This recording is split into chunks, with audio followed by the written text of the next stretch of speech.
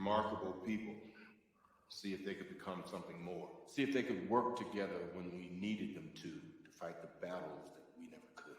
Phil Coulson died still believing in that idea, in hero. Well, it's an old-fashioned notion. There was an idea called the Avengers Initiative. The idea was to bring together a group of remarkable people, see if they could become something more, see if they could work together when we needed them to fight the battles that we never could. Phil Coulson died still believing in that idea, in hero. Well, it's an old-fashioned notion. Alrighty, guys. Thank you for joining us on this beautiful Tuesday. We're here joined with the one and only Ramsey Ramirez. What's going on, Ramsey? Yo, what's up? How are y'all doing? Doing good. How are you doing? I'm great. So first things first, I want to appreciate your time. Thank you. Everything. I know you. Busy man. Wait, should I mention that you were on vacation, or is that like off limits? Nah, I mean you already did. So how was it? Did you enjoy it? How was it? Was the best part of it, or? Yeah, I mean I got to swim with stingrays. That's pretty wild. Got to go snorkeling. We went to the Cayman Islands. We had already had it planned for a while, and yeah, it was a well needed vacation after months and months of planning and work. Planning the Comic-Con that just happened.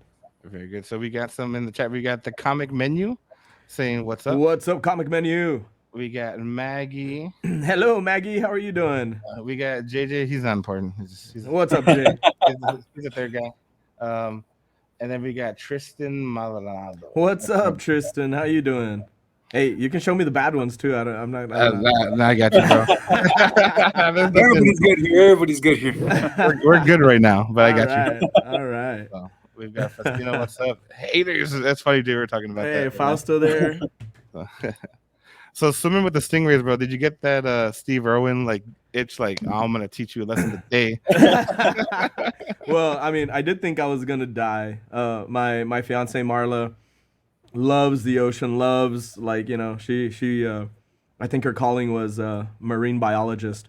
So we always go snorkeling, wherever we can, and this time she wanted to swim with stingrays, and I was like, man, the one way, or there's two ways I don't want to die, but the number one way, or maybe I don't know, they're pretty both up there, is by shark, and she keeps putting me in the ocean, dude. And I'm just like, with a little thing, snorkeling thing. I gotta ask, man, do you have insurance? I do now. It sounds like she's doing it for a reason, man. If you got some good insurance, it's only a couple months old, so I do now. But yeah, you might be right there. That's good. We got Del Guzman. Good job having the start with Comic Ramsey. Thank you, Del. I appreciate it. It was rough, and thank you for your support. Yeah, guys, we got more than Comic-Con going on around here, guys. No, I'm just kidding. Where's it? Right, we got our Ultra Expo right now. Ultra, rebrand, rebrand, right? There you go. All right, Ramsey. So thank you for joining us. I usually like to just kind of start off, man. I mean, obviously we're in that collector genre, right? Comic books, cards, stuff like that. I'll usually make my story quick because everyone here has probably already heard it. I usually like to say what got you into collecting, right? So, for me, I don't know. Do you remember that arcade in Far Nickelodeon? Yeah. So my dad was a security guard there for years, bro. Oh wow, that's awesome, dude. Yeah, so a lot of fights over there, right? Bro, all the time, bro. And I was 10. I thought this stuff was normal. They're just fighting, and I'm over here playing that Star Wars game and shit. Every fight that was gonna happen in high school or middle school is I'll meet you in Nickelodeon. Yeah, yeah. That's crazy, bro. And from there, the prize guy would give my dad Charizard cards, which now are worth a lot of money, right? Yeah. And so I would take these Charizard cards and I would sell it for money because I didn't have money, So I would take this Charizard card, sell it for $20, and boom, Yeah. And that's what got me into the collector world. Fred, what about you? What got you there? I've always worked retail, and I worked for Walmart for about 6-7 years, and I would always see these guys come in at 6 a.m, and I was an overnight manager, and they'll bug me for Hot Wheels. They always Yeah. wanted me to bring out the pallets. Treasure hunts. Yeah, treasure hunt, supers, and all that. And then one of the guys decided to show me, like, hey man, look, watch, if you see this little goat symbol, it's a super. If it's a regular symbol, it's a treasure hunt. And this is what they sell for. So like, I started like looking up to it. I'm like, man, I'm like, you could get a $1 car, sell it for $80, $70, $60. Yeah. And I started slowly collecting Hot Wheels, and then you end up finding different things. So like I started off vendoring in those I think it was those events that were in the libraries. I think they were Pete Martinez events. And I started vendoring there, and I started doing pure Hot Wheels. So I would do Hot Wheels and some Marvel Legends. And then the guy next to me started selling Funkos, and I started just jumping in every single thing that was moving up. And then later on, I ended up getting David and my brother involved. And that's how we ended up becoming the collectors. Nice. Yep. So, and then Oh, we got- you want to know my story? yeah. Yep. I want to see how Ramsey started it. The comment section's hot, bro. You're popular, man. It's like they know you or something. So I grew up in Sullivan City, and the only thing there is to do in Sullivan City is explore the woods. And we would go to town. We're gonna go to town, once every few weeks. And so I'd tag along with my mom, and as a reward, she would get me, like a comic book or a toy, Back then, this was the 80s, so the GI Joes were like $2, $2.50 each.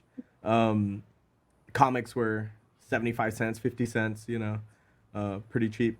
And so I got to pick. Sometimes if they didn't have the GI Joes that I wanted, or they didn't have any GI Joes, or Transformers or whatever it was, I'd pick up a comic book, or at that time they had like grab bags that had like, multiple comics in there.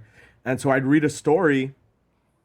Sometimes it would stay to be continued, and then I'd never figure out what had happened, because I didn't know where to get comics, And then I discovered that some gas stations had them nowhere near Sullivan.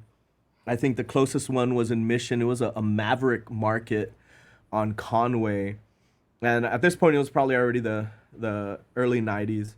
And then heading to school every morning, we would stop sometimes to get breakfast tacos and stuff. My mom was an assistant principal at La Jolla, so we would stop and get some breakfast tacos at like an Aces store, and they had comics there. And I remember specifically the first Gambit was there, and picked that one up. I had already been reading X-Men for a while, but the only thing I could get my hands on were X-Men Classics, which are the reprints. Till one of my friends said, "Oh, you've never been to a comic store?" I was like, "What? There's stores devoted to this?" And at that point, it was like, I don't know. It was my first comic book store purchase was at Myth, and it was Amazing Spider-Man 320 something or 330 something. Right past the McFarlane run, it was Eric Larson's run, and Venom was jumping at him, and I walked in, I was like, what the hell? There's comic stores. That's insane, I want to live in McAllen one day, And so after that, all my allowance, whatever, like cutting yards, recycling cans, whatever I could do was to buy comics. And then sports cards as well. I was hardcore into like Pro Set and Upper Deck baseball, things like that. And then I discovered some shows that would happen. There were indoor flea markets at the Villarreal, which is now the Harley Davidson. And so I'd go there, and one of my teachers, Mr. Jimenez, would sell comics there. And so, then I was like, hey, I can sell stuff. And so I started selling some of my stuff every once in a while to get money to buy more things. And that's kind of what it was, really. Comic books, Transformers, cartoons, and G.I. Joe, He-Man, all that stuff kind of got me into pop culture, and here I am. I mean, and my senior picture, I had a Spider-Man shirt, dude. I'll put that up on my Facebook one of these days. But yeah, I was a big nerd. It's no surprise that that I do what I do to anybody I went to school with. That's awesome. So mostly comic books is what you got your first start in. So, what was your? Do you remember your first sale where you were like, "Damn, I made a lot of money." Like, it was a good profit, good turnaround. Did you break even or? I I think the first things I sold were Nintendo games that I had traded for other stuff to be able to go and buy more comics from Mr. Jimenez, who was a couple tables down. And one of the games I do remember selling that I had already finished was the Friday the 13th Jason game for Nintendo, for the original Nintendo. And I remember I sold it for $20 and I was like, wow. I went over there like, what do you got? What do you got? And then later down the line started playing Magic. It was probably like year 2 or 3 of Magic is when I started getting into Magic the Gathering and playing that. Very good, very good, very good. So, with all of that, given the fact that you did all that, what was that turning point where you kind of turned like your passion into an actual business? Like, did you have a 5-year plan? Were you just kind of winging it, or Oh, what kind of pushed you that way? Like, did you walk out winging of your it. day job and say, you know what, f this, I'm done, or what Winging happened? it and literally, yeah. I was so I went to school for graphic design and advertising.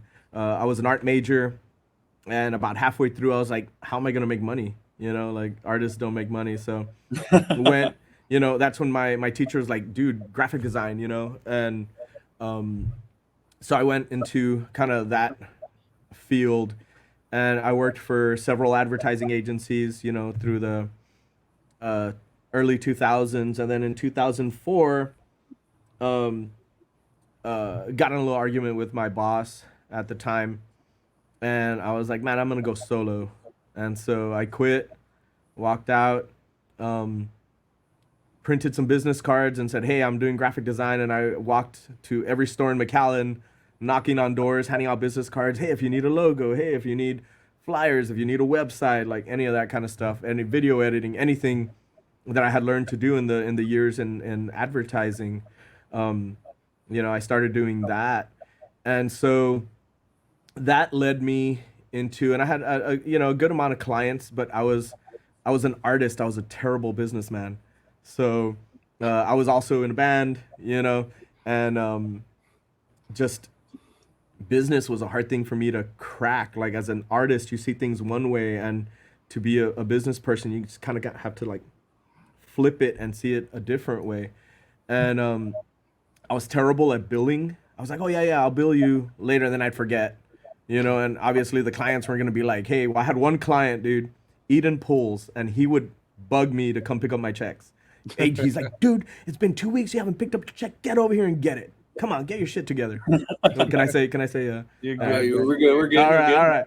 And so I loved Chris. He was amazing. Um, and but yeah, man. I mean, clients weren't lining up to tell me to go pick up the checks, right? And then by the time I'd remember, all of a sudden they're hard to find, And anyway, stupid mistakes that you learn from. But that led into me uh, doing a couple magazines, and from there eventually into comics and stuff like that. But yeah, I just basically quit my job one day, and I was like, I'm out. I thought what he had, said was unfair, and we're fine now. But back then I was real offended, man, and I walked out and I left and um, started just freelancing wherever I could, picking up clients wherever I could. It was rough. It was very rough for a long time, but yeah, especially when you're making stupid mistakes. Yeah, I get you. I mean, learning opportunities, right? Learning Hey, opportunities. there you go. That's what I meant. That's what I meant.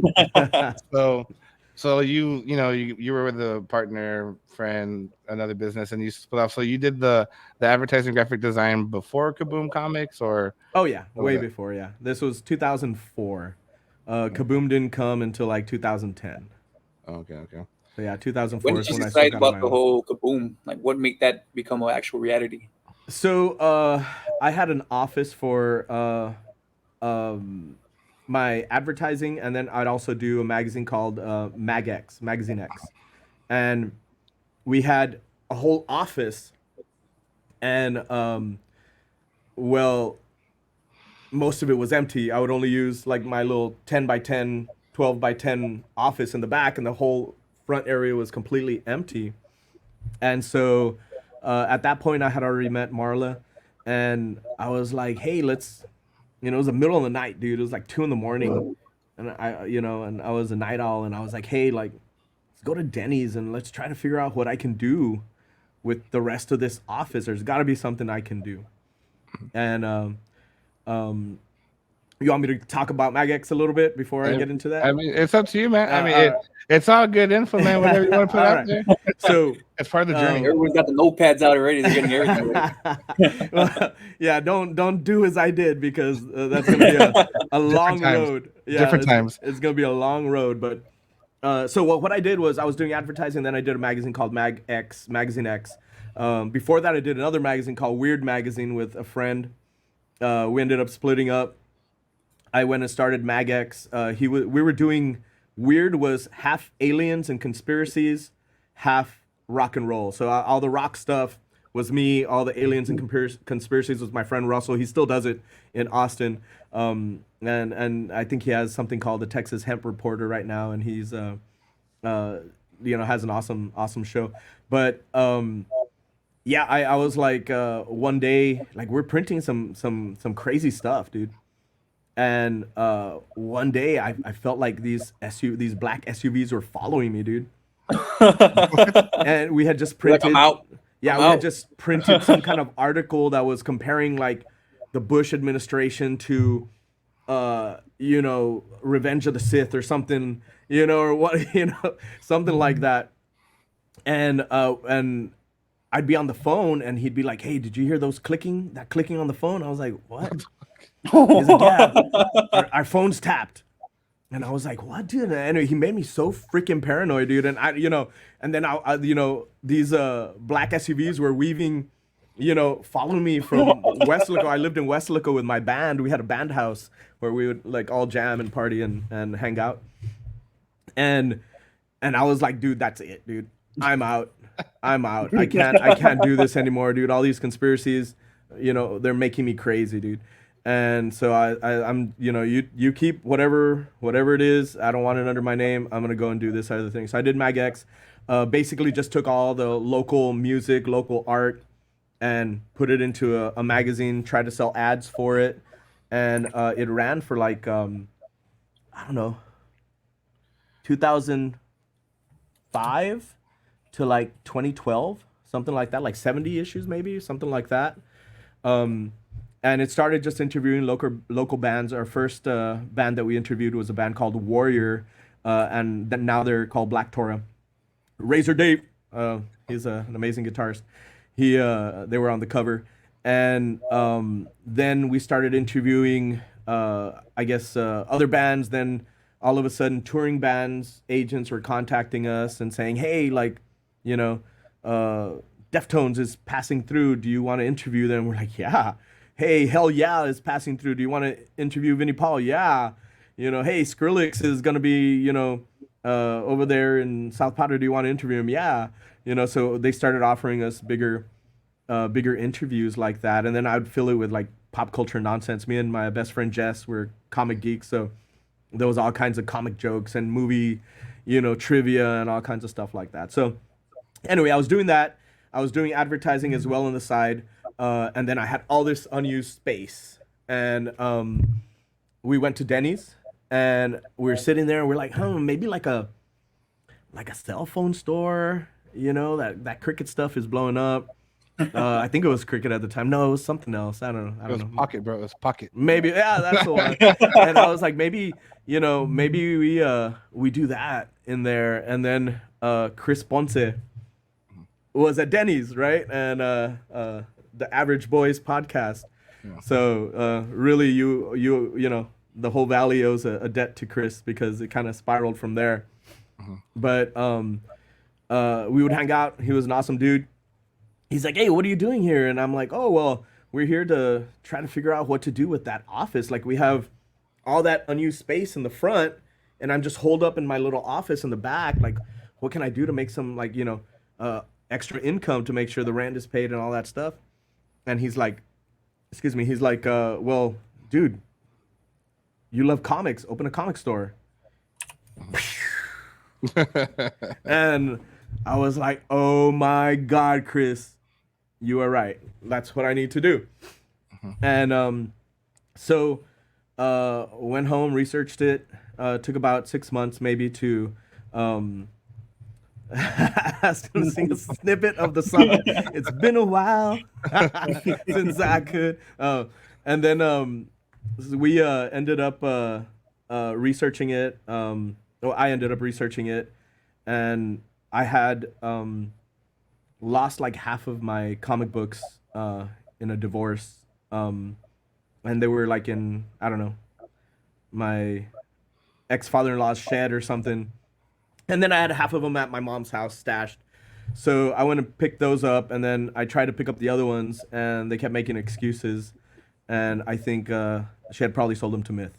If I'm being honest, I don't know where they ended up, but I never got them back. That was all my Amazing 300s, all the, first Gambits, all that kind of stuff, first Deadpools, all the really good ones, right? I'd be so upset. Yeah, and so anyway, but I was able to, I think I had like 12 long boxes of comics that I'd collected over the years, and I, took them to the store and, opened some accounts, and I was like, let me try this, and man, was it a learning process. I thought, I was like, man, this is gonna be the easiest job ever. I'm gonna read comics all day. People come in, I'll sell them some, and it ends up that, especially at that time, it was hard to sell comics. And it's funny that I loved X-Men, and so I'd order a bunch of X-Men, and then they wouldn't sell. One of those, yeah. Yeah, and it's like, so I'd have stacks of X-Men. I was like, oh man, like, what am I doing wrong? And I was ordering all the things that I thought people wanted, right? And I didn't have enough of a customer base to have a good idea of what people actually wanted. And so it took a while. It took a lot of months of basically just burning money, dude, just throwing it away, things going into long boxes that weren't selling, and trying to, figure it out. It's definitely, as you guys probably know really well, it's part art and part science, getting these things. And then with comics, especially with comics, you never know what's gonna sell and what isn't. You have some educated guesses, but sometimes you spec on the wrong things, and you order a bunch of stuff, and then you're out, whatever that cost was. And once they go into those boxes, the chances of them selling are like 20%, compared to when they're on the wall and people can see them. But little by little, we figured it out. Have you ever had like that one purchase where you really, really messed up? You bought so many of one thing. Oh yeah, that was the whole first year of Kaboom. I just wasn't learning my lessons, dude. I just I was like, man, but if people only knew how good it was, they would buy it, and people didn't care. So, but yeah, there was a lot of those. But I also got lucky along the way, and it was a lot of X-Men that I was buying, because when I was growing up in the 90s, it was all about the X-Men, right? Yeah, animated series, yeah. Yeah, and so they had just rebooted the X-Men to like issues 1. I don't know. He was fighting They were fighting Dracula and stuff, but those weren't. They were good, but people just didn't care about X-Men at that point. Plus, why were they gonna come to me? When there was, Myth was there. They had been there for a long time. They had all the customer base. But little by little, people started coming. I figured, okay, well, if I can't get the people who already read comics, I'm gonna make new comic readers, And so that became the pivot. Is like, how do I get more people into comics? So all those extra ones started giving them away. Hey man, try this one out. This is good.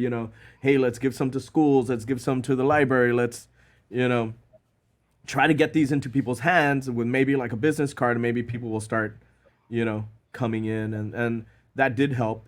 Same thing when we went into Magic the Gathering and card games like that.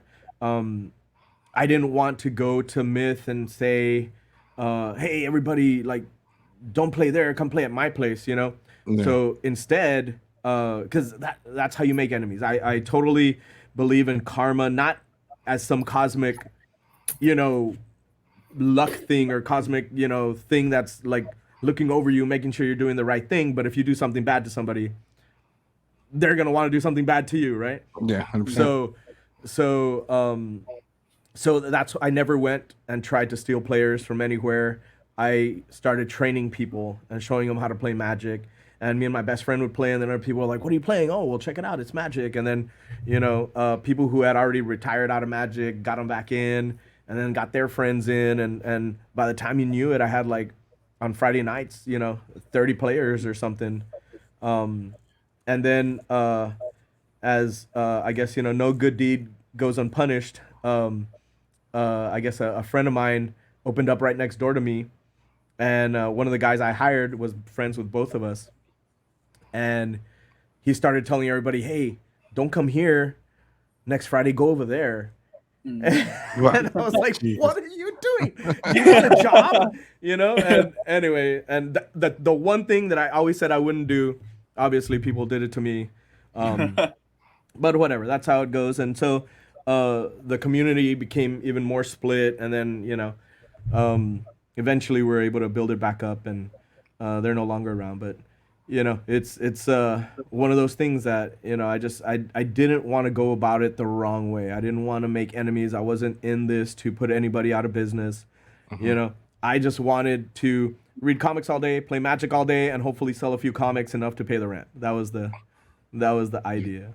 It's true, because like me and Fred always had this concept when we went into business. Like we always thought of everything kind of like a wedding cake, right? So Yeah. which coincidentally, because you're getting married, right? Congrats. Thank you. Yeah. So, We haven't like, set a date, but yeah. Thank you. So we know that it's like a wedding cake, right? So when you go to a wedding, right, you're not taking the whole damn cake. You just take enough for you and then the people that are around you.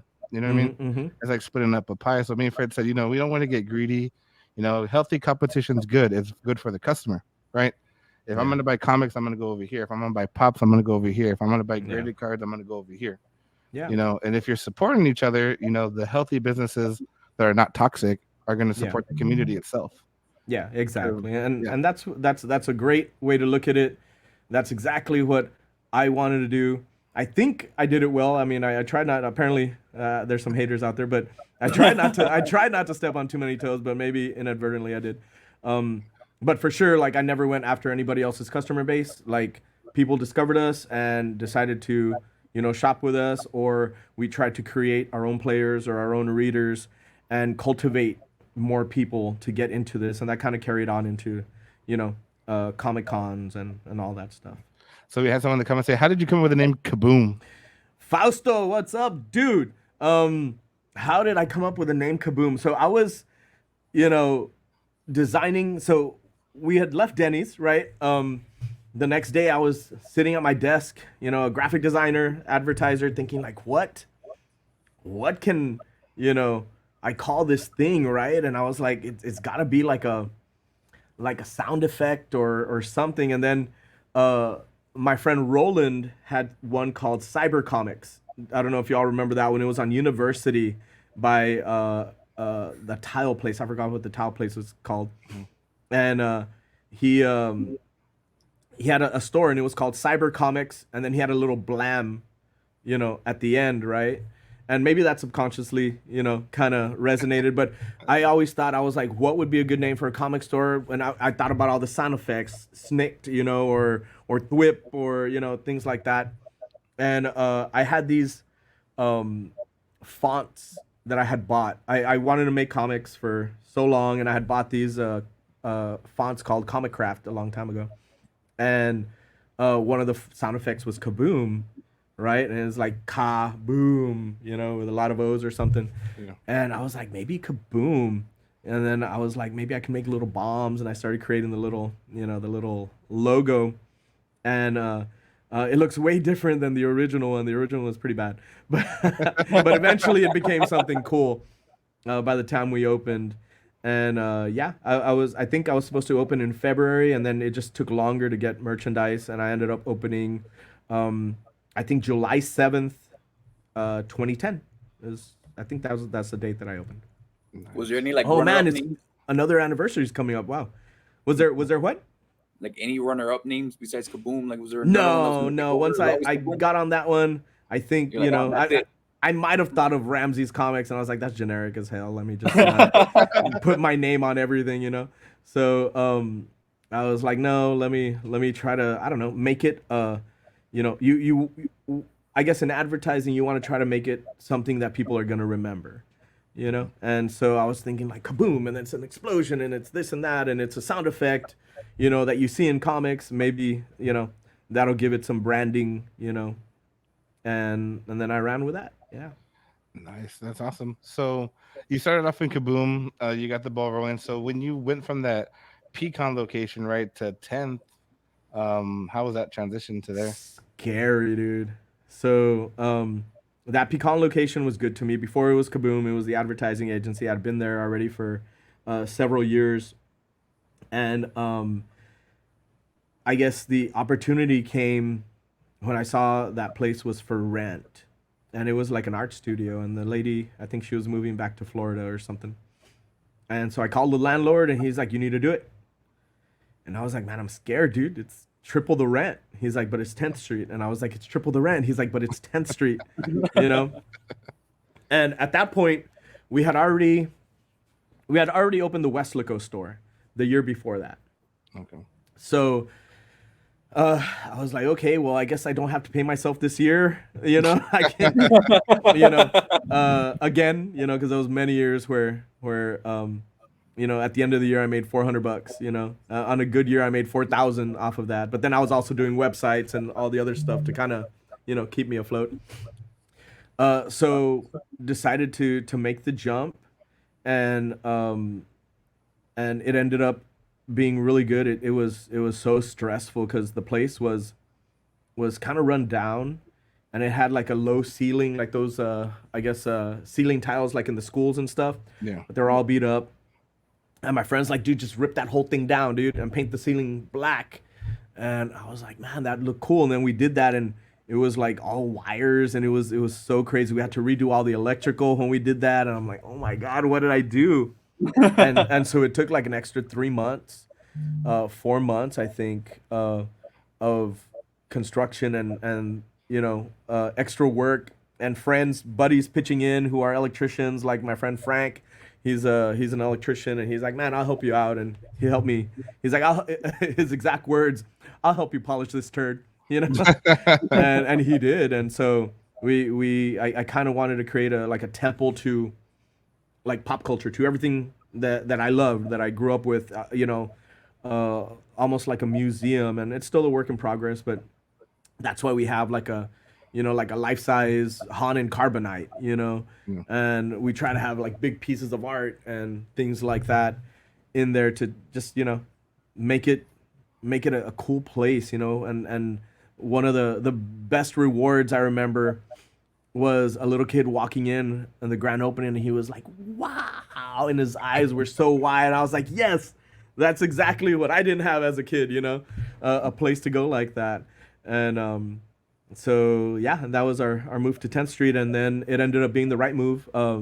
We basically tripled our business, but also not just tripled our rent, but all the other bills tripled. And it was a learning process as well, like how much of what to order. All of a sudden we're running out of stuff, and there's a certain amount of time that it takes for you to get new stuff. Sometimes it's months, sometimes it's weeks, and we're like, what's in stock? There's nothing in stock. Oh no, what are we gonna do? So it was definitely a learning process, and a very scary thing, but I do thank my landlord for like kind of pushing me to do it. He was like, you got to do it, you'll see the difference. And we did. And not that I was making a ton of money. Maybe at the end of the year I was making 8,000 or 9,000, but I had employees, they were getting paid.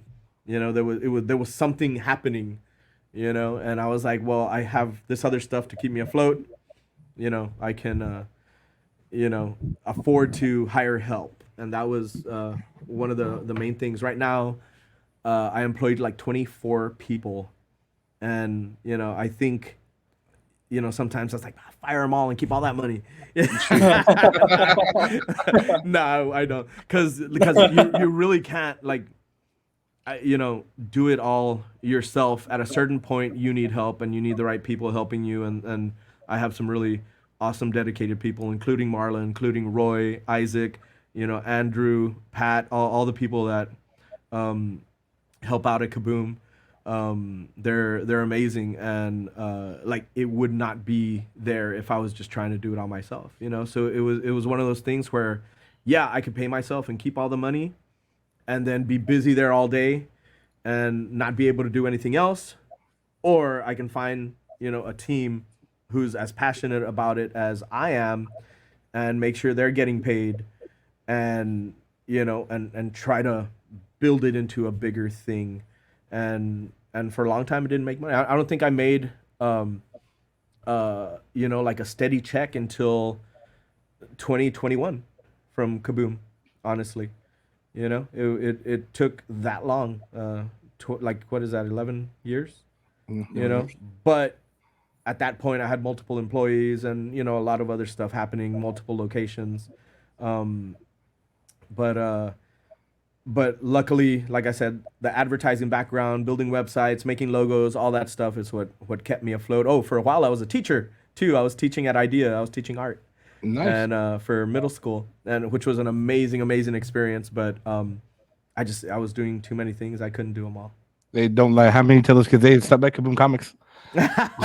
Well, they were like way in Mission, but they all know they stop by now, dude. And they're these big ass kids now, and they're like, there's one guy walked in, dude, a few months ago, and he's like, Ramirez, and I was like, oh, this guy wants to kick my ass, dude. Like what? Like he's a big guy.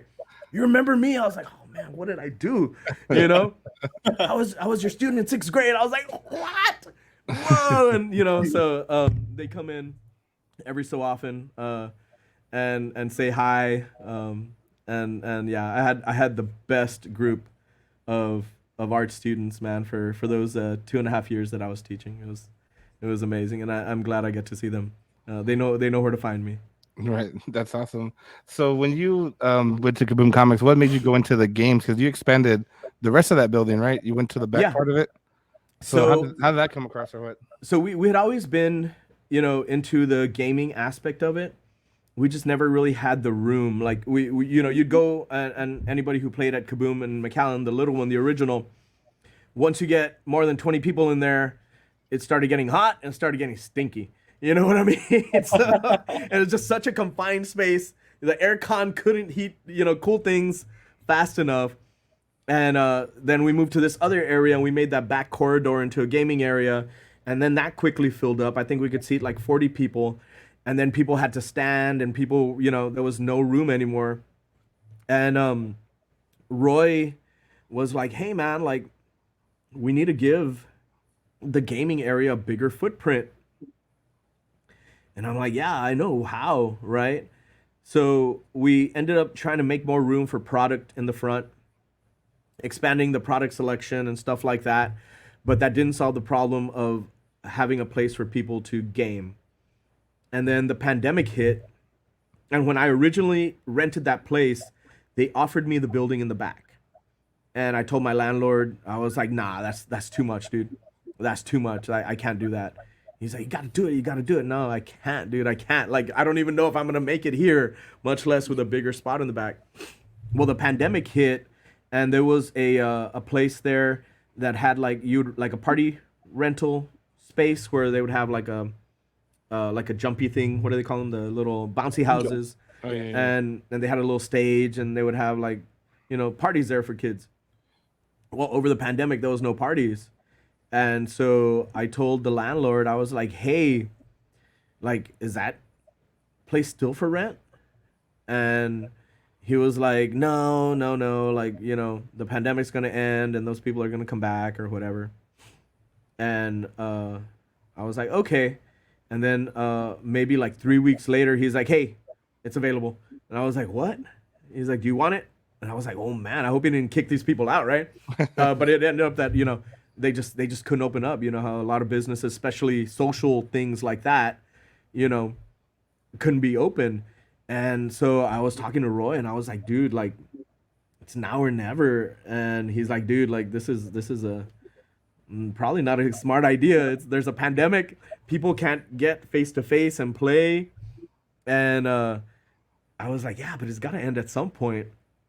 So I talked to the landlord. I was like, screw it, I'm gonna try it, and so we jumped in it, and it was another turd in need of polishing. Hey Frank, my electrician friend. Hey Frank, guess what? He's like, what? We're doing it again. We're doing it. He's like, no. I was like, yeah. He's like, hey man, I'm there for you, bro.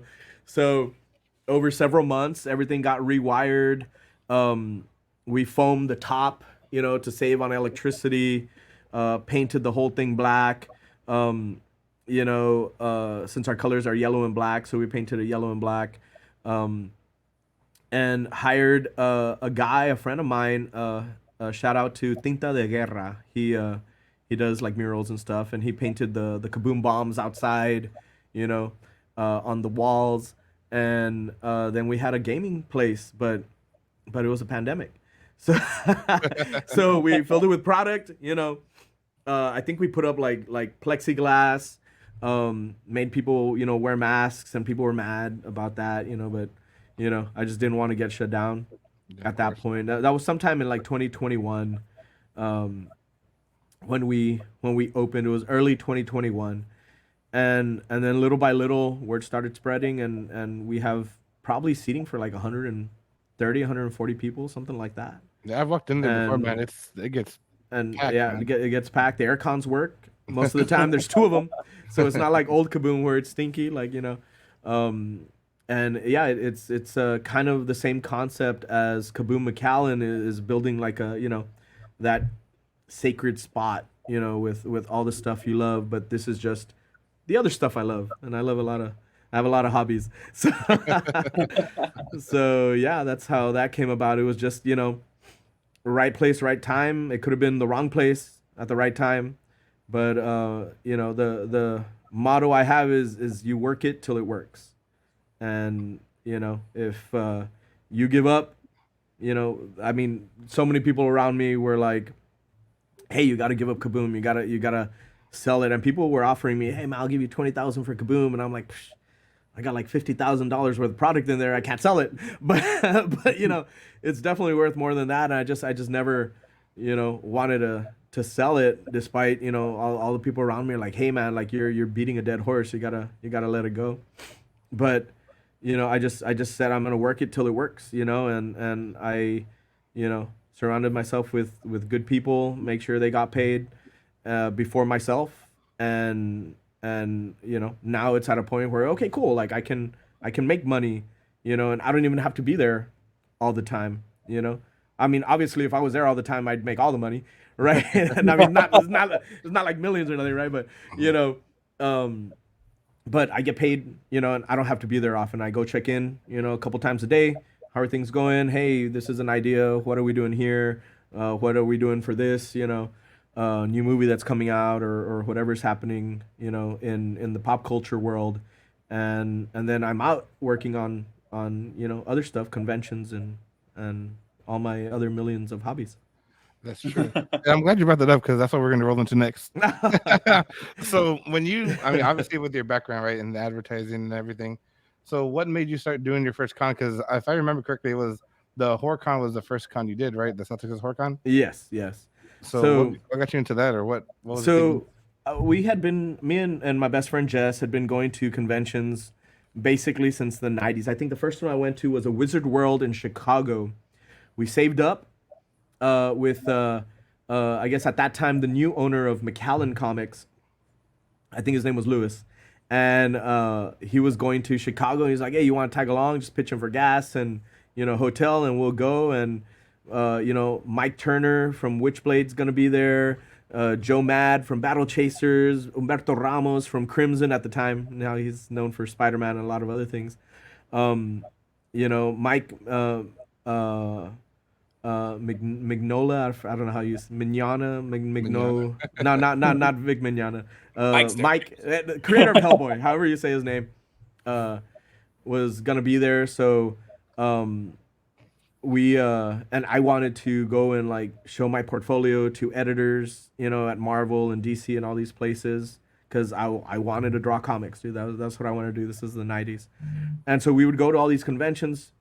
We'd see the 501st there. We'd see, the I forget what the GI Joe group is called that have all the awesome GI Joe costumes, and we were talking, me and Jess at Kaboom, and I was like, man, like, I really want to go to a convention, and he's like, dude, why don't we do one here? And I was like, well, because at the last advertising agency I worked for, basically, my boss would throw me into every single position, right? Like, he's like, hey, I'm gonna fire this girl. Now you're gonna do her thing, whatever she does. I was like, oh, shoot, okay, Thanks. Oh man, I fired the video editor. Now you got to edit the videos too. I was like, oh, okay. Hey, I'm doing this event, and now you're an event coordinator. I was like, oh, okay. All right. And so we, the first event I did with them was like a concert called Valley Palooza. It was in Harlingen. A lot of bands played, and then the second one we did was at the Pepsi Park. It was like in Sherryland or something, and we had Stone Cold Steve Austin there. At the time, and he was signing autographs with them, but it was more of it was, I guess, do y'all remember something called the South Texas Scorcher? I remember hearing about it. Okay, it was like a concert / car show / Yeah. and I was always running the stages at those, so I kind of learned event coordination. Like, he would just like say like, you need to do this, and I had to learn. And so a lot of those, then he brought down like My Chemical Romance and Yellow Card and all these emo bands as well. So Slick Shoes, and so he was constantly doing concerts and stuff, and I was always like involved, as like one of the event, managers, basically. So I learned kind of a little bit of that, but it really didn't pertain to the con world necessarily. But I was like, how hard can it be? Right, it was real hard. You're like, little did I know. Little did I know. And so I went to the convention center, and I was like, hey, I'm gonna do a convention. At the time, my friend, appreciate you sharing your story and being transparent. I've been told a few times to give up Riddle Me This Collectibles because it's too much work, and being a teacher, it's practically impossible. But it's interviews like this that give me hope and that extra push that I need to keep going. Awesome, Jay Ree. Yes, you have to push through, and it's not, I don't know, maybe it's easy for some people. It was never easy for me, but you just got to work it, till it works. And as long as that takes, but you also got to be smart about it, So make sure you're making the right decisions, all that kind of stuff. But anyway, but maybe don't listen to me, because or maybe do. I don't know. Maybe I'm right. Maybe I'm wrong. Man, I hope I didn't give him the worst advice ever. And now his whole family's gonna be like blacklist him and stuff. 'Cause he did. Anyway, no, I mean, if it's what you want to do, it's what you want to do, and you just got to find a way to make it work, and you got to be smart about it, and that's really, all there is to it. If it's 16-hour days, it's 16-hour days. If it's holding 2 other jobs down to make sure your employees get paid, it's holding 2 other jobs down, But anyway, back to HorrorCon. So my friend Mark at the time was doing something called OmniCon, and it was in I think in the hallways of the convention center. He would have it in the hallways and the small rooms on the side, right? And I told him, I was like, hey man, like, I'm gonna do an event. And he's like, hey man, if you pay me, like, I'll help you, right? I'll help you with the celebrities or whatever. I was like, cool, but I want to do it like in, the expo halls. He's like, you want to do it expo style? And I was like, yeah. He's like, probably not a good idea. I was like, well, I'm full of bad ideas, so let's go.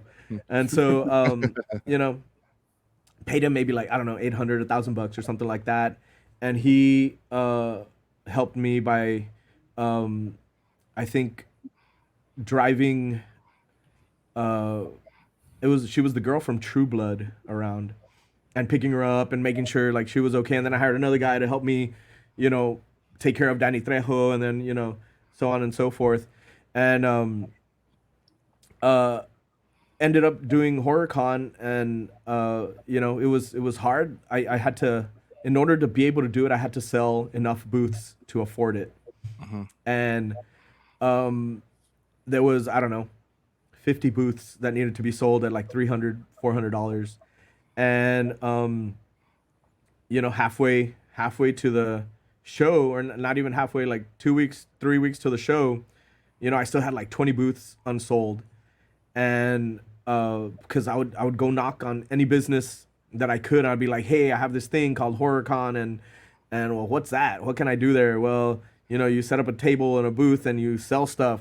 Like a flea market? Well, kind of, yeah, you know, but, you know, these people are here to meet these celebrities and blah, blah. And I, you know, turned down left and right, you know, but some people were like, hey, this sounds pretty cool, you know, and it started, you know, it started there.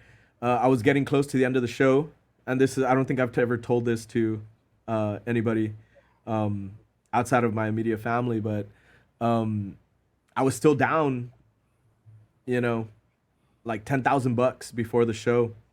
And I was like, how am I gonna, you know, like people don't want to buy the booths. How am I gonna do this? And so I talked to my family, my two sisters and my parents, and I was like, hey, if you lend me some money, whatever it is, and this thing works, like, I'll double it. You know, if it doesn't work, like, I'll do whatever I have to, you know. I was teaching, I was doing whatever, like, I'll pay you off, you know, in a couple years, you know, worst case. But I think this is gonna work. And I had already spent all my money on, like, all the money that I had raised, and all my savings on, like, Machete. You know, we had Danny Trejo. He was one of the main celebrities. Oh, actually, check it out before I keep going. Is there a time limit on this thing? Nah, bro, you good. All right. So that's the first poster. It was like, Kim Bauer, Danny Trejo, the girl from The Crow, Ernie Hudson, T-Dog from The Walking Dead. Nice. And, you know, other people as well, a bunch of like horror people and stuff. So and so I had to pay the convention center. Like, all these bills were popping up. So my parents and my sisters were each able to lend me like $1,500 each. And I think my parents lent me $2,000, and then each of my sisters lent me $1,500. They just took a chance, you know, and on me, and which I really do appreciate my family for that. And then I was still down $5,000, dude. And it comes back to one of my clients, Eden Pools. He had called me over. He's like, hey man, I'm putting together this brochure. I need your help. Can you come work in my house and let's knock it out? I was like, yeah. So I need all the money I can get right now. So let's go. So it was a Saturday. I was over there, you know, working for like 4 or 5 hours. And at the time I would charge like $50 an hour for graphic design. And I think I worked for like 4 hours. And he was talking to me. He's like, well, what about the show? And I was like, well, yeah. Well, how are you doing? You know, you have enough money for it? I was like, almost there, you know, like short about $5,000 from being there. But I think, you know, there's 2 weeks. Like, I think I'll be able to make it. And he's like, okay, cool. And then so I did the work. And he's like, how much is it? I was like, 4 hours, so like $200. And so he's like, okay, let me get you a check. And he brings me a check for $5,200. And friggin' great guy, dude. He's no longer with us, but I love that guy. And he's like, hey, I know you're gonna succeed. You know, just pay me back after the show. I know you'll be good for it. And then I had the money. Miraculously, I had the money. Yes. So it was full speed ahead at that point. 2 weeks before the show, and we had a pretty good turnout. I think it was like 1,500 people, you know, 1,500 for the first show, and it was a success. You know, I didn't make a ton of money, but I made money. I didn't lose money. Everyone's like, oh, you're gonna lose money for the first 5 years, and I was like, oh man, it's gonna suck. Not today. But I made enough money to double what I promised, you know. So my sisters got 3,000 each back. My parents got 4,000 back.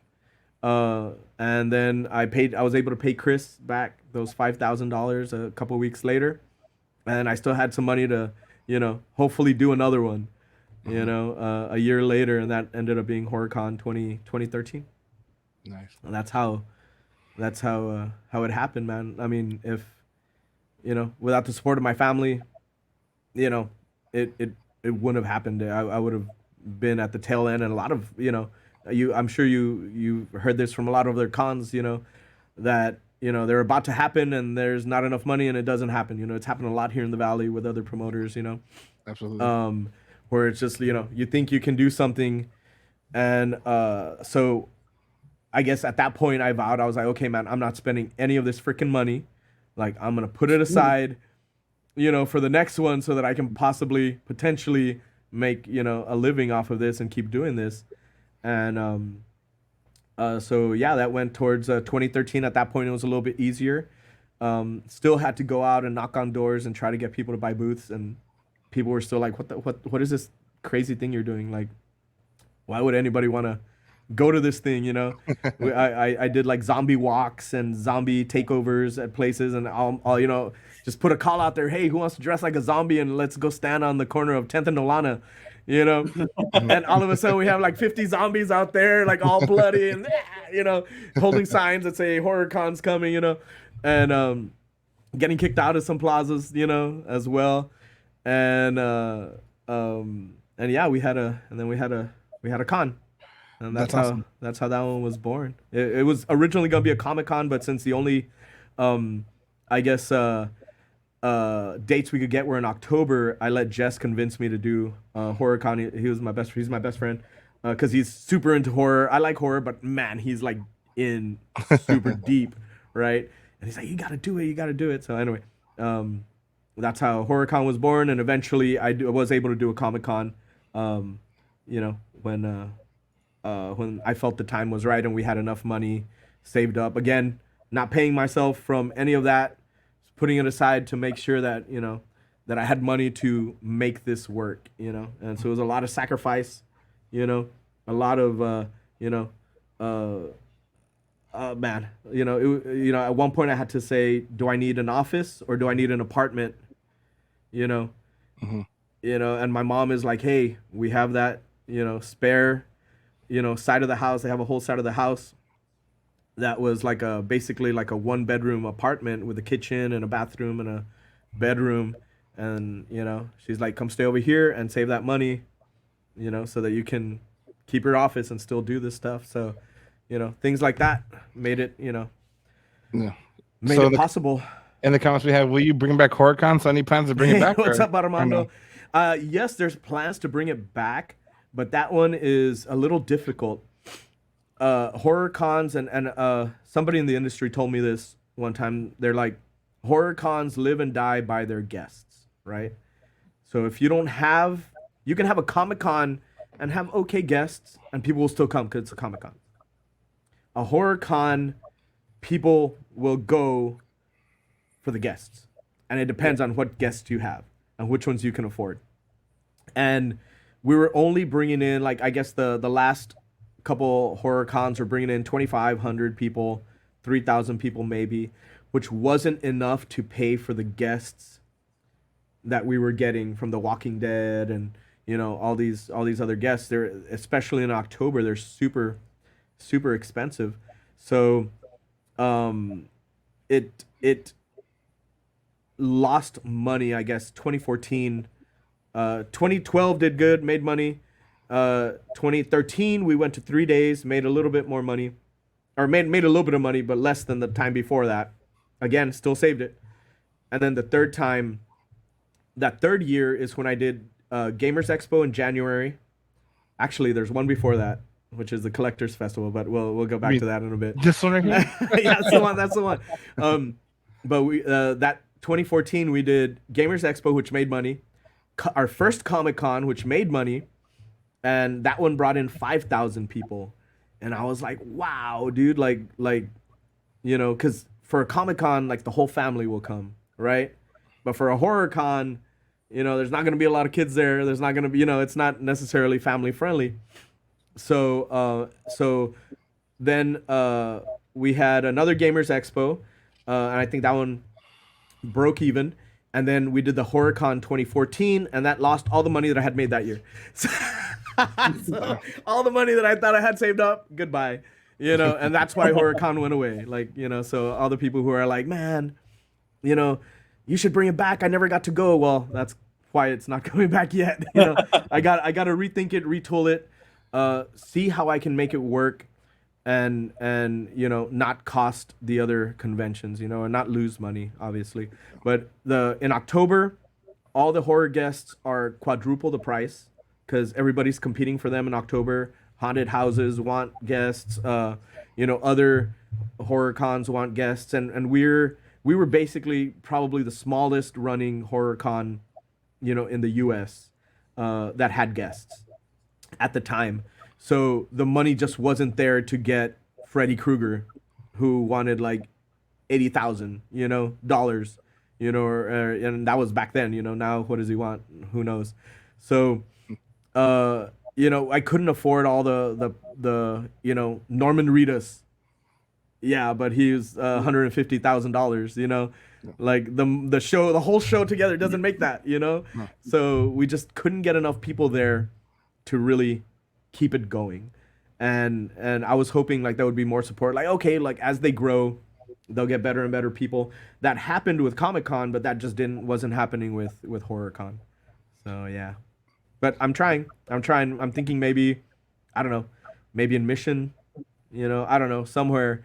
Maybe there's a city out there that wants to like put some funds towards it to help us make it happen. Maybe I'd entertain that. But trying to figure out how to make it happen. It was one of the funnest shows.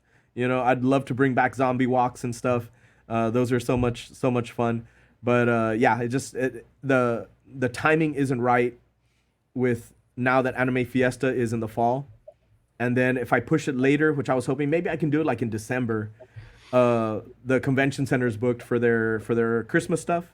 So can't really do anything during that time. So we'll see. I like it was one of my favorite shows for sure.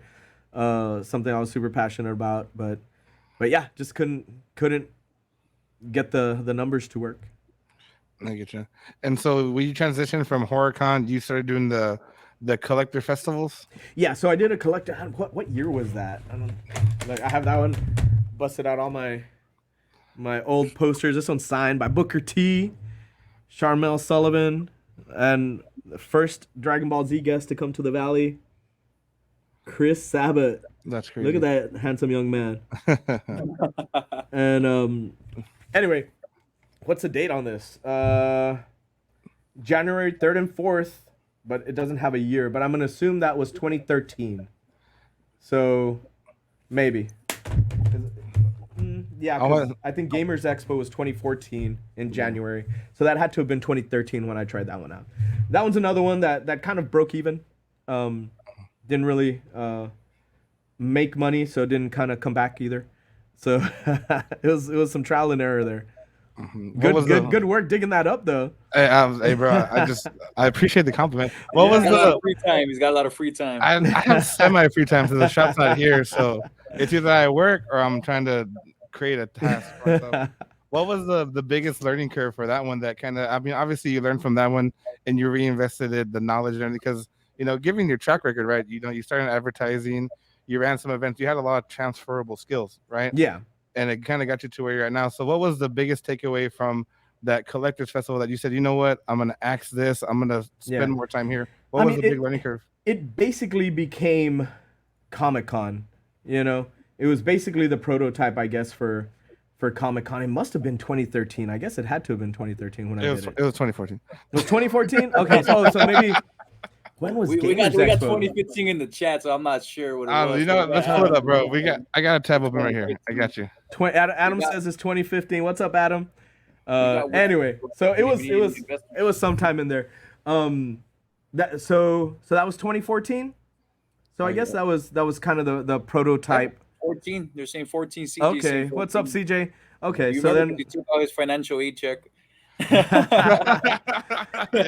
Yeah, it was 2014. I don't want to share my personal Facebook, but it was 2014. All right, cool. So, you know, I don't. So one of the things was look at what I was charging. Okay. $10. So, like, are we honoring that price now, or what's going on? $10, dude. You know, so that's one thing. If you know, you have to, and you know, and you're gonna have people who are upset about it. But you have to charge appropriately to be able to make these things happen again, you know? And so just bringing those 3 guests down, you know, $10 wasn't enough to cover that. So, you know, had I charged $15, maybe it would have made money, you know? But I was trying to do something, you know, cheap that everybody could come to. And then very few people came. You know, and so I just ended up making less money, you know? So I guess that was one big takeaway, is to charge appropriately. You know, the other thing was it had a branding issue. Rio Grande Valley Collectors Festival, you know? It's a long-ass freaking name. Comic-Con comes out quicker, you know? HorrorCon, Gamers Expo. You know, so it did have a branding problem as well. Chris Sabat had a big line. You know, he was real happy with the turnout. You know, Booker T not as much. I thought really he was gonna draw. I was a big Booker T fan, but he really didn't draw. He wasn't. I guess the name wasn't big enough to get people out of their chairs at home. Yeah, Bro. and so. But I love Booker T, and then well, his wife came because he was coming. So, but yeah, the flights, the hotels, the limos, the food, like all that stuff starts adding up, you know, and you know, people think, oh man, he's raking in the dough, man. Like all the money goes back out. Like these people are expensive, you know.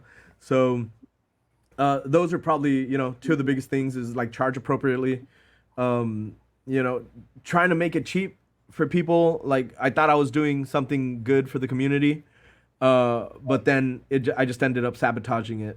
You know, would people have paid $15 for that? Probably. It's Chris Sabat. You know, would wrestling fans have paid $15 to come meet Booker T?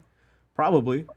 You know, I was also selling vendors for like $100 or something like that too. You know, and the vendors. Yeah, I mean, if you go back to those prices, bro, you know. I know, right? Let me know first. I will. I'll pick the wall, bro. I got you. And I guarantee you it'll be the last one we do as well. But yeah, these things are expensive. But you know, I went to an anime convention in it was at the Kalahari in Round Rock, I think, and I forget what it was called. It was earlier this year, in the beginning of the year, maybe February, maybe January. Excuse me, maybe March. I don't know, somewhere in there. And so we were up there, and we are like, hey, let's go by there. And so we go to the door. They had no anime guests. They had a couple of guests that I guess maybe had driven in, like no big names, people really knew, maybe people just getting started. Their tables were empty, like no lines. But I walk up and I'm like, hey, it's a Saturday. How much is it? $70. I was like, for both? No, each. And I'm like, what? Wow, you know? And so we're over here charging, like thinking like, oh man, are people gonna get mad because it's $40, you know? You know, when we're actually bringing in celebrities and there's actual money, like a lot of money being spent on it. So, you know, to the people that are in the comments hating, is there anybody hating yet? Not yet? No, actually been everything good, man. man. Adam, thank you, man. Thank you for your support. You know, because there was people saying like, oh, you're charging, you know, $40, you know, at the door, and really it was $45. And I was like, man, if you only knew, like, I just came from an anime show that charged $70, and they didn't even have guests, you know, and you know, I don't know if people know how low of a price that is for what they're getting. No. You know, obviously, you can go to, you know, the bigger shows in Houston and probably pay $60-$70, and they might have like even bigger names. But we have to grow. We have to be able to kind of get there, and if we don't have people support, you know, it's not gonna happen. It's a community. If the community doesn't support you or they don't see the end vision, you got to be in it for the journey. You know. Yeah. You can't And just so- blink your eyes and boom. And so the difference between the Comic-Con and the HorrorCon is that, yeah, like people wanted to bring their families to the Comic-Con, but people didn't want to bring their families to the HorrorCon. So if I bring it back, I have to create a show for, you know, 2,000 people that are going to show up, you know, paying $30 each. You know, what is that going to be able to afford me when, you know, Machete charges, you know, 40 to come? You know, and and then the convention center charges, you know, insane prices, not like any cheaper than like what San Antonio or other places like that would charge, you know. But we don't have the infrastructure like those big cities do. And then there's always like rich promoters that bring down Andrew Garfield. You know? Right, bro. I mean, You know? I don't want to talk about what we talked about off this, but I know we had a good discussion about that one. Yeah. I mean, when you can afford to give $3 million to charity every year, you can afford to bring Andrew Garfield, I think. So, I'm not saying I'm but excited for Andrew Garfield since we're going to that convention, but yeah. Hey, man, I know. I'm excited for him, dude. I'm excited to go meet him, but We're hoping for Tom Holland, but I think wrong Yeah. Spider-Man, but it'll work. yeah, at least we got a Spider-Man. At least we got a Spider-Man. I was happy for Bo-Katan. I'm not even gonna lie. I'm Yeah, gonna put it out there. hell yeah, dude. That's some crazy stuff. But again, you know, that's a bigger city. You know, they have like our convention center can't even hold the 20,000 people that show up for Comic-Con. You know, to bring people like that, you need, you know, 60, 70,000 people to come through, or you need to be rich. And I'm not rich, and we don't have space for 60, 70,000 people, nor do we have that kind of, you know, Not drawing yet. power here in the valley. You know, Not yet. not yet, but it's growing. I mean, our first con had 1,500 people. Now we're up to like 20,000 people. So, you know, it's growing. This year would have been even bigger if that storm hadn't hit, but We're not gonna talk about that. No, but I mean, I don't want to sidetrack it from there. But I personally, you know, from a vendor standpoint, you know, I think the way you guys handled Saturday was good. You know, thank I know you. Yeah. I think we talked about it before, but I mean, it could have been worse, right? Yeah. I mean, I got there, convention center said, no, it's not going to happen. Go home. You know, but there was already a line of people. You guys were already lined up in the back trying to get in. You know, I think you had already gotten in there and then they kicked you out back. Yeah. Not proud of it, yeah. And but you know, I kind of, you know, forced their hand. I was like, look, there's at least some light.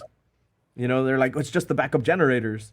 And I was like, yeah, how long will those last? Well, like 3 days. I was like, okay, so we can't have a show. We can at least have 2 days, you know? And we had to make some concessions. And like, if for anybody who out there who doesn't know what happened, we had a power outage at the convention center after that big crazy storm with the 80-mile-per-hour winds. And that delayed our opening and then knocked out all the power except for some of the lights. And I think one air conditioning unit was still blowing. And the fire marshal, once I did convince the convention center that we could possibly make the event happen. It was go home, send everybody home, or try to salvage the event since all the vendors traveled. Like, you guys are from here, but a lot of the vendors travel cross country to come to this show and rely on this, you know, paycheck to get them through the month, you know? So I felt a lot of pressure from the vendors, or not from them, but for them, you know, to make sure they had an event to come to. All the celebrity guests, we were up all that night trying to reroute Ron Perlman and, you know, all these other guests to get here because they were stuck in the air. Like, they couldn't land at the airport because there was no power. You know, the storm had just hit 10 minutes before they were supposed to land. And so then they had to fly them back to Austin. And then I was calling car companies. You know, me and Marla were up all night trying to say, well, can they be driven down? Is there other flights? You know? And, you know, we hadn't slept all night, you know, and we finally were able to get them here. And we're like, okay, we hope by the time they get here, there's power at the airport. And luckily there was, you know, by the time they got here. So now the celebrities were here and now they were telling me we couldn't open. You know, I was like, no, we got to try. And so The fire marshals made some concessions. He's like, hey, look, you can have 1,500 people in here at a time, no more. After that, when 10 people leave, you can let 10 people, we'll let 10 people in. And, you know, at least there was, you know, that opportunity to be able to do that until, I guess it was what, 4 hours later that the lights finally came back on and we were able to get everybody in and get that line in. But yeah, to the lady who commented that we obviously didn't have a plan B. No, we did not.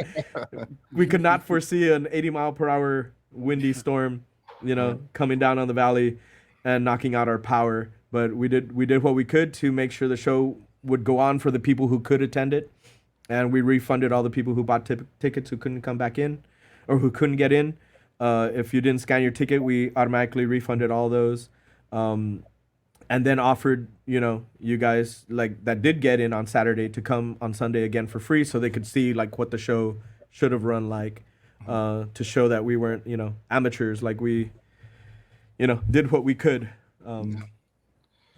That's true. And we got Adam coming in saying that it's affordable VIP for some of the conventions.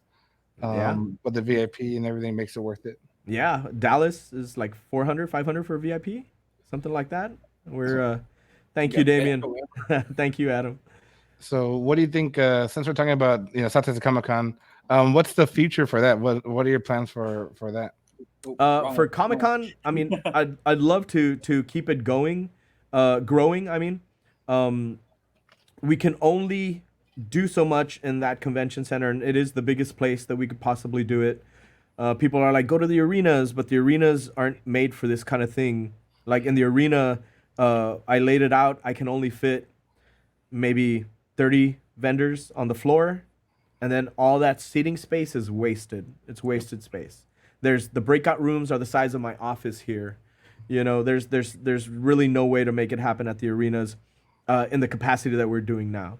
So what we're trying to do, and what we tried to do this year, was expand outside and start creating more events outside, maybe eventually working in the Performing Arts Center for the panels. You know, have y'all been in there? In the Performing Arts Center? Not in a minute. Man, it's beautiful in there. And a lot of seating, huge stage, you know, maybe have things happening on that, you know, in that building. And then obviously all the outside stuff that was supposed to happen. Some of it did happen. We had the alpacas. We had, you know, some of the bands got to go in once the power came back on outside, and they were able to clear all the mesquite branches from all the fallen trees. Did you see how many? All the trees were knocked down. I mean, I was there right with you. I drove around right behind you.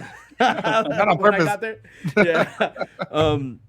So you know, that's the idea, is to start expanding outward to the outside, and so once you walk into the park, you're already in Comic-Con, and there's already stuff happening before you even get inside. I think that's the only way to really grow until we get like a bigger convention center, or they add a second floor, or you know, add to the back. Hint, hint, McAllen. Give me buy the property, please. Yes. Give me some more space, please. We need it. That's cool. That's cool. So, you know, one of the other projects I want to touch on, I know that you've worked on it before, was you were starting a comic book, right? Yes, and so I've been working on it since the 90s.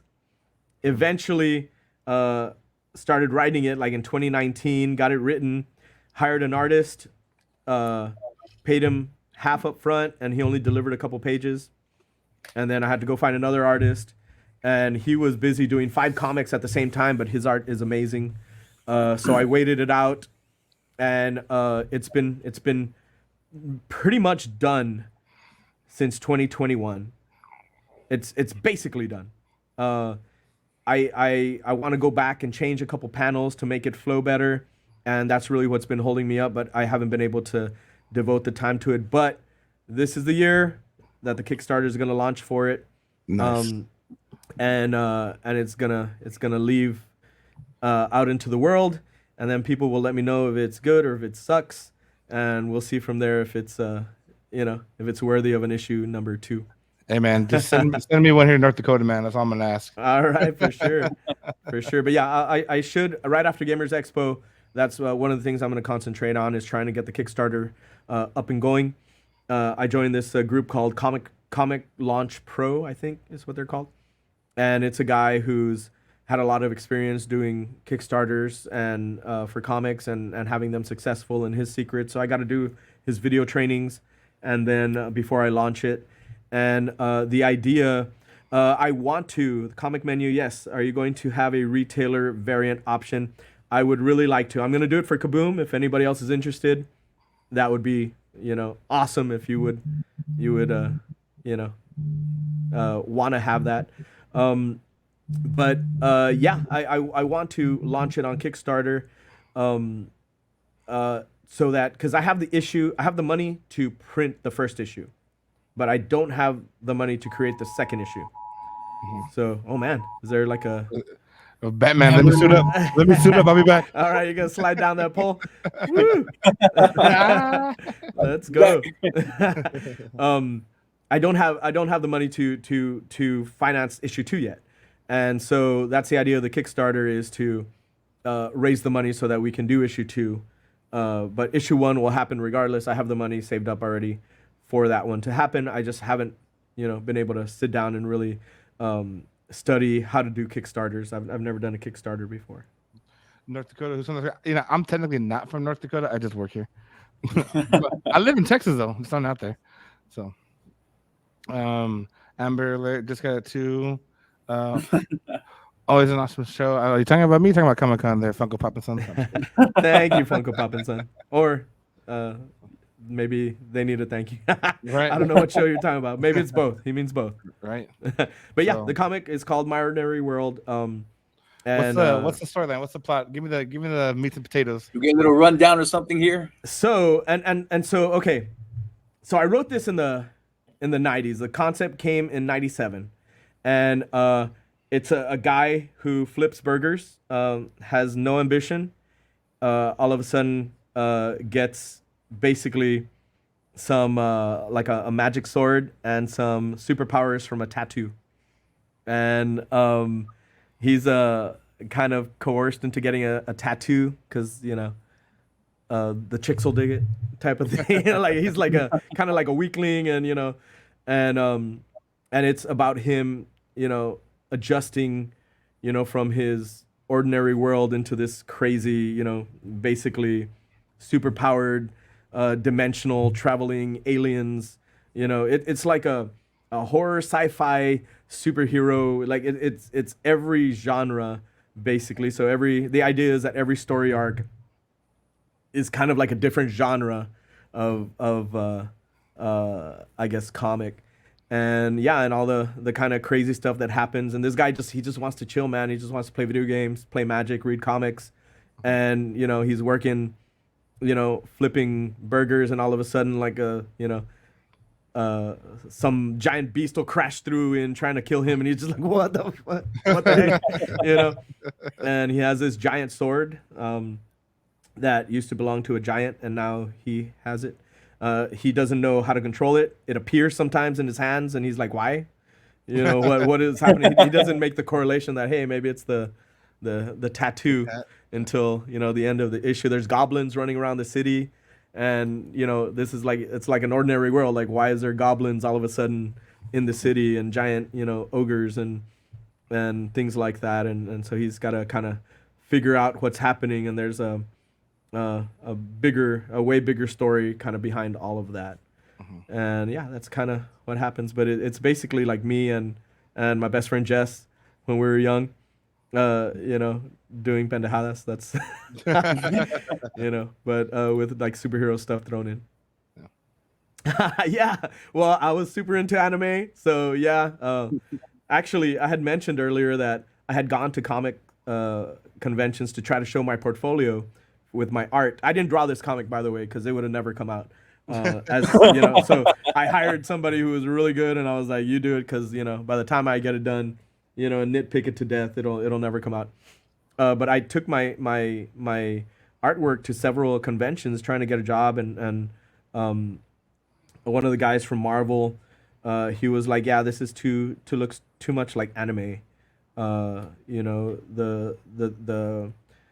The waists are too thin, the feet are too big, You know, like we're looking for. They were kind of looking for more like Jim Lee style art, more realistic at that time. Okay. And so Marvel turned me down. And then I went to talk to DC, and they told me, oh no, not DC, sorry, Image. Scott Dumbier, he worked for Cliffhanger, which was like one of the studios at Image, and he's like, man, this is good stuff. It's too cartoony for what from what I can tell. He's like, I'm not hiring, but I'll look at it. That's what he told me. He's like, I think you need to go stand in that line over there, and I think they'll give you a job. And I was like, what line is that? He's like, that's Archie Comics. And I was like, Archie? And I grabbed my stuff and I, huffed out of there. I was like, Archie, I'm not going to draw for Archie, all mad, when, it would have basically been my foot in the door. But because of my, ego, I want to draw X-Men. I want to draw Spider-Man. I want to draw Cable, I want to draw all that stuff. And they were like, yeah, it's too cartoony. And then so that was the last one. I think that I had gone to, and I kind of gave up on that. So with DC, I was there was an artist named Mike Waringo, and he used to draw The Flash and Fantastic Four and a lot of other stuff. He passed away, but I met him at a convention in Houston, and he was like, and he's cartoony. His stuff was super cartoony. Like you would think you're looking like at a animated cartoon or something, right? With a little manga anime mixed in. And so he was drawing Flash, and he was one of my inspiration. So I was telling him, what I was being told, and he's like, oh man, I'm gonna send you to my editor, and the editor's name was Kevin Dooley, and he was the editor on Green Lantern at the time and The Flash. And so he put me in contact with him. Email had was a new thing, AOL, so I was shooting images to him, or messages to him, and he's like, okay, mail me some stuff, and I'd send it, and he'd like circle things like, hey, work on this, hey, not enough background, hey, more rendering, more shading, and and then he'd send it back, and he's like, okay, send me more stuff. I'd send more stuff. He's like, okay, I think you're ready. I'm gonna send you a sample script, and if you can do the sample script, then we might have a place for you. And then I got my girlfriend pregnant. And I never did those sample pages, So anyway, that's how I stopped. Never made it into comics. But I don't regret it. Pause. I would do it all over again. Yeah, it was just on pause. Like, I love my kids. My kids are amazing, and I don't regret it at all. But it led me down this path, and I can't say it's been bad at all. That's awesome. So given the fact, and obviously we could talk about your accolades probably all night. You got Comic-Con, you got this comic, you got your band, got a lot of stuff I can't really. I mean, I could list it all, but I don't know if I'm gonna have enough memory. But with all these projects going on, man, how do you balance it? Like, do you ever find yourself just stressed out? Do you think you have too many projects at once? How do you prioritize them? What do you do? So I definitely have too many projects at once, but they don't stress me out. It's what I do for stress relief. They're hobbies, and the hobbies are what keep me sane. I think writing music with my friends, playing music every Tuesday and Thursday. I have band practice here in about 20 minutes. But, we got you, bro. We got you. But they're probably out there drinking claws. Like, hey, where's this guy? They always make me wait so they can wait. But it's cathartic, writing things. I was writing a comic with JDF that might never see the light of day, but it was fun. It's creating. I love creating things. I wanna write movies. I wanna join those 24-hour film races. There's a lot of more things that I want to do, but I don't find them stressful because I love doing them. And it's the same with Kaboom. Yeah, it can be super stressful, right? But the conventions, okay, that's I love doing it, but man, dude, that's why I'm super pelon, dude.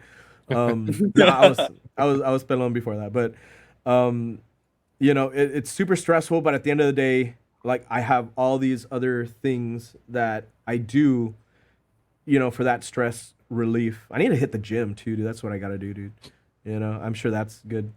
Getting the aggravation out, but but yeah, it's not stressful. How do I make time?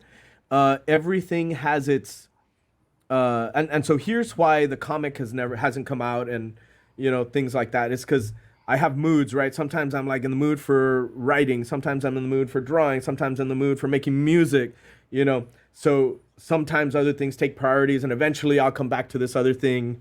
And hence it's been a few years, 3 years since I started writing this comic again, and getting it drawn out and everything. I guess it was 2018 when I hired the first artist. But yeah, it's just time. There's not enough time, and so what I do is I weave in and out of my passions.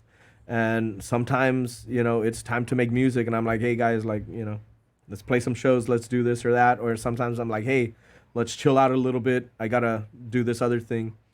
But yeah, there's a million things. I love building lightsabers. I love building freaking lightsabers out of lightsaber parts and doing the electronics and all that kind of stuff. So I did that for like a month. Around December, January. But yeah, it's definitely too many projects. Obviously, the ones that pay the bills are the priorities. All the rest I kind of weave in and out of, and that's what kind of keeps me sane. That's good. So before we sign off here, Ramsey, do you have any advice for anybody trying to mimic your footsteps? I mean, the biggest thing that I've always seen, I'm pretty sure you've seen it too. We got a lot of other small businesses opening up. Some of them try to grow too fast. Some of them try to grow too slow, right? Yeah.